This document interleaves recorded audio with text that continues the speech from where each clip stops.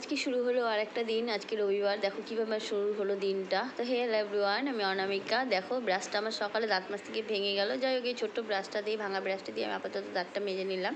তারপর চলে গেলাম ছাদে। ছাদে দেখো দুটো সুন্দর ক্যাপসিকাম হয়েছে। এই দানাগুলো আমিই বুনে দিয়েছিলাম।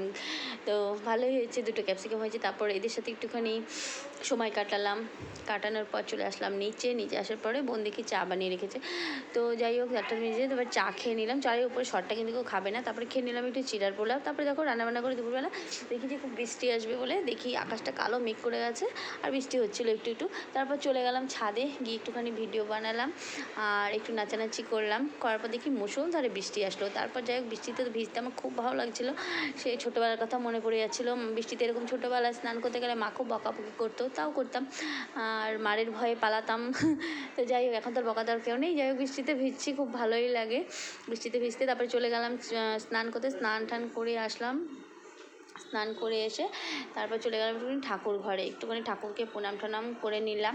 আমার গোপু সোনা দেখো মাসির বাড়িতে রেখে দিয়েছি ওকে, ওর মাসির বাড়িতে। তারপর দেখো বাচ্চাগুলো কি সুন্দর মজা নিচ্ছে, বৃষ্টির খেলাধুলা করছে। এইটুকু টাইমের মধ্যে আমি ঘেমে গেলাম পুরো।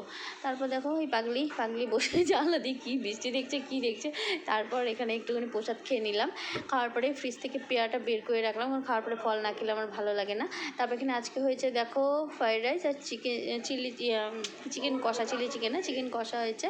তারপর এটাই আমরা সবাই মিলে খেয়ে নিলাম। পাশে আমি একটু আচার নিয়ে নিয়েছি, একটু টক থাকলে ভালো লাগে আমার খাওয়ারের সাথে। তারপর দেখো পেয়ারাটা কেটে নিয়ে আসলাম। কেউ খাবে না, কেউ ফল ভালোবাসে না, কেন যে এরা ফল ভালোবাসে আমি জানি না।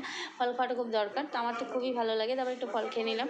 খাওয়া দাওয়ার পর তারপরে ভাগ্নেকে বললাম যে একটু বই দিয়ে দেখি, ও কী যে দেখছে, আমাকে তো বইটা দেখতে দিল না। তারপরে দেখো পায়ে কী যে কামড় দিয়ে জানি না। আগে তো আমার পায়ের তোরা পড়তে খুব ভালো লাগতো, এখনও ভালোবাসি কিন্তু পড়ি না, পাটা আমার খালি। তারপরে কী করবো, কোথাও ঘুরতে যাওয়ার নেই, দেবো ওনার আমি শুয়ে নিলাম। বাকি ভিডিও পরে দেবো।